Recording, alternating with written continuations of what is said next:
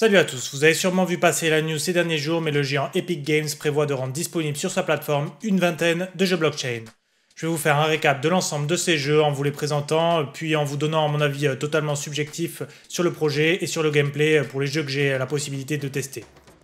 La vidéo sera divisée en deux parties parce qu'il y a pas mal de matière. Avant de commencer, j'aimerais vous présenter le partenaire de cette vidéo, Fungible. Fungible, c'est un play-to-earn à la Sorare centré sur le monde du tennis. Le but est d'obtenir des cartes NFT Fungible. Chacune d'entre elles est connectée à la réalité et donc liée à un joueur de tennis professionnel dont la valeur évolue en fonction de ses performances. Imaginons que vous achetez la carte d'un joueur, ses performances sur son vrai match de tennis vous feront gagner des points sur le jeu virtuel. Vous êtes donc ici un manager de joueurs, vous créez un avatar, vous le personnalisez et l'équipez avec les cartes de votre équipe pour grimper le leaderboard et gagner des récompenses. Le jeu est hébergé sur la blockchain Polygon, donc parfait pour ne pas payer des fees trop élevés. Chaque joueur aura plusieurs cartes avec 5 compétences différentes, score, retour, mental, service et une 5e compétence encore non dévoilée, sur 3 niveaux de rareté, Silver, Gold et Platinum. Un total de plus de 80 joueurs sont déjà signés, dont Édouard Roger Vasselin, Jules Marie ou de grands noms à venir, mais c'est top secret pour le moment. L'équipe du jeu assure qu'il sera jouable d'ici la fin de l'année, je vous laisse le lien du site en description pour ceux qui veulent découvrir l'équipe et les partenaires du projet. La première vente aux enchères aura lieu du 2 au 4 juin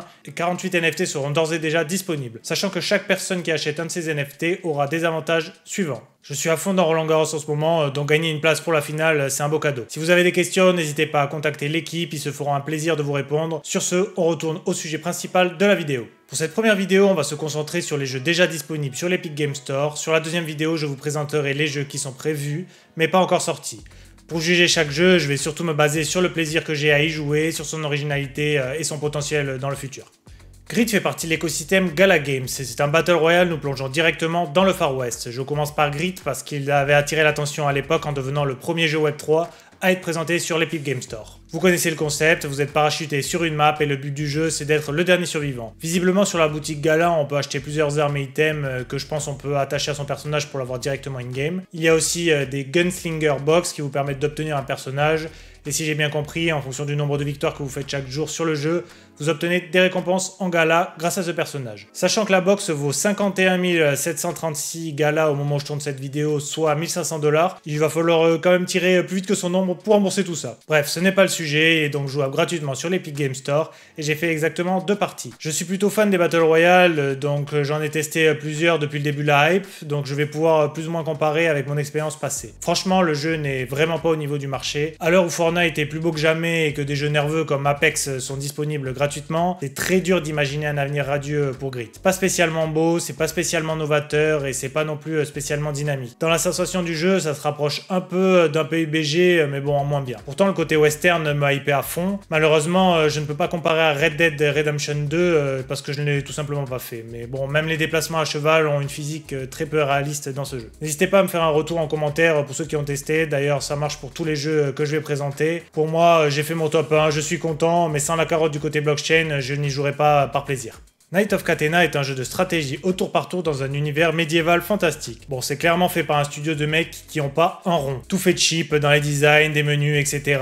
Les personnages semblent tout droit tirés d'un pack d'Asset Unity. Mais bon, comme on dit, l'habit ne fait pas le moine, donc voyons ce que le gameplay donne. C'est clairement une version moderne des échecs. Vous avez plusieurs personnages différents, avec chacun une particularité, vous avez un nombre de déplacements limité, et le but est de prendre le roi adverse. Bon, il n'y a pas 36 trucs à dire sur ce jeu, on a vite fait le tour. Si vous êtes fan de jeux stratégie comme ça peut vous plaire s'il faut une refonte graphique parce qu'en l'état je suis pas sûr que beaucoup de monde se jette dessus. Il va falloir davantage de contenu également parce que là il n'y a même pas de tuto. Personnellement je n'ai pas vraiment la patience pour jouer à ce genre de jeu mais l'expérience reste plutôt plaisante. J'ai découvert en testant que ceux qui faisaient les quêtes de la version alpha peuvent échanger les gemmes contre des tokens quand le jeu passera en mainnet, donc renseignez-vous, vous pouvez peut-être gratter quelques dollars. Quartz of Eternity, pareil, je vous en ai déjà parlé sur la vidéo des jeux Ultra Games, donc je vous invite à aller jeter un œil si jamais vous voulez des détails. C'est un trading cards game dans un univers Heroic Fantasy, c'est plutôt bien réalisé, mais ça reste assez classique, avec 2 adversaires qui s'affrontent avec un fonctionnement à la Hearthstone. Comme je le soulignais dans ma précédente vidéo, les 2 seules nouveautés sont le pouvoir de notre pet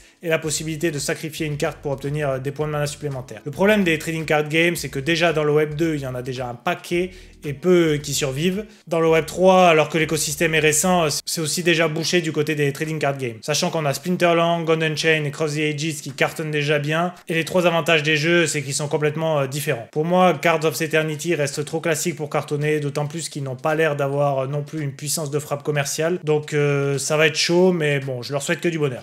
Blancos Block Party est un party game mêlant plusieurs mini-jeux allant de la plateforme au jeu de tir dans un univers coloré qui me fait un peu penser à Little Big Planet. Chaque Blanco est un NFT pouvant être acheté et vendu sur le marché du jeu. Le jeu offre une grande liberté créative avec des mondes personnalisables et la possibilité d'inviter d'autres joueurs à jouer avec vous. De plus, il propose une variété de modes de jeu tels que des courses et des combats qui peuvent être une nouvelle fois joués avec des amis ou des membres de la communauté en ligne. Le truc cool, c'est que les NFT sont purement cosmétiques avec des collabs avec de grands artistes comme Deadmo5, Burberry, etc. leur donnant plus ou moins de valeur mais sans pour autant ajouter un côté pay to win au titre. J'avais testé au tout début mais je me suis jamais vraiment plongé sur les stats du jeu pour savoir s'il y a de l'activité sur leur marché ou s'il y a beaucoup de joueurs ou non, s'il y a beaucoup de ventes de passes de combat, etc. J'ai testé deux mini-jeux. Le premier, il fallait que je ramasse le plus d'éclairs possible avant mes adversaires. Le second, c'est du deathmatch classique. En termes de plaisir de jeu, c'est sympa sans être ouf, surtout sur le jeu de tir. Après, s'il taffe un peu sur la qualité des mini-jeux, Blancos a tout pour plaire. Il y a un univers mignon, une gestion des NFT qui n'est pas pay to win, un système de passes de combat qui n'a plus à faire ses preuves, un mode créatif pour faire les maps de vos rêves. Il y a du potentiel, à eux de l'exploiter comme il se doit. Seul gros bémol selon moi et pas des moindres, le jeu est classé PEGI 18 sur le store, donc énorme barrière à l'entrée, surtout pour un jeu kawaii comme ça qui pourrait attirer plus ou moins les enfants. Sûrement parce qu'ils intègrent un aspect blockchain, mais bon, c'est une fois vérifié. Chain Monster, cette fois, c'est un peu particulier. J'ai voulu tester le jeu, mais une fois installé sur Steam, ils annoncent qu'une maintenance est en cours. J'ai donc creusé un peu sur Twitter et j'ai découvert un post Twitter datant du 26 avril annonçant que le développement du jeu était stoppé. Même avec une vente de NFT qui leur a apporté de l'oseille en 2021, ils n'ont pas réussi à raise d'autres oseilles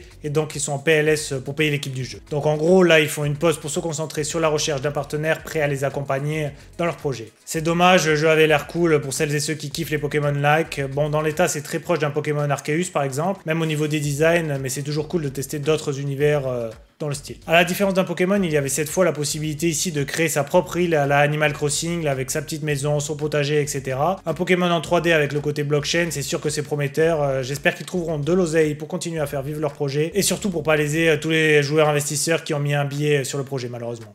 Core, je connaissais pas vraiment, mais en fait, c'est tout un système de création de maps à la Fortnite créatif que tu peux partager à la communauté. L'écosystème a l'air assez complet, ça mériterait sûrement une vidéo complète, donc je vais vous expliquer ce que j'ai compris dans les grandes lignes. En gros, les créateurs de maps peuvent se faire de l'oseille en rejoignant le programme de créateurs Perks. Pour cela, il y a certaines conditions, comme avoir un compte d'au moins 30 jours et 50 utilisateurs actifs quotidiens sur ces maps. Ensuite, tu peux mettre tes maps dans le programme et vendre des assets in-game avec du crédit disponible dans le jeu, et ce crédit, tu peux l'échanger contre du token, puis des dollars. Si l'écosystème explose, ça peut vraiment carry les créateurs, c'est clairement le même système que Roblox, non? Si j'ai bien compris, les joueurs, eux, peuvent gagner des crédits en participant à certaines maps et en réalisant des missions quotidiennes, etc. Rien à voir, mais le hub ressemble comme deux gouttes d'eau à l'ancien de Fortnite créatif, je trouve. J'ai un peu de mal avec ce genre de truc où tu popes sur un hub et tu dois te TP sur des jeux random. J'ai un peu de mal aussi quand ça part dans tous les sens. Ceci dit, donner du pouvoir à la communauté pour créer, ça peut faire de grandes choses, et si les joueurs et les créateurs sont plus ou moins gagnants, ça peut être pas mal. Surtout que visuellement, ça tient clairement la route. Wait and see les amis. Voilà, c'est tout pour ce petit tour des jeux blockchain déjà disponibles sur la plateforme Epic. Je reviens bientôt dans une partie 2 pour vous présenter les futurs jeux disponibles sur la plateforme, avec donc du coup pas mal de nouveautés qu'on connaît pas encore. J'aurai peut-être un peu moins d'infos sous la main, mais bon voilà, ça peut valoir le coup de découvrir les potentielles pépites de demain. N'hésitez pas à liker et à vous abonner, et on se retrouve bientôt pour une prochaine vidéo.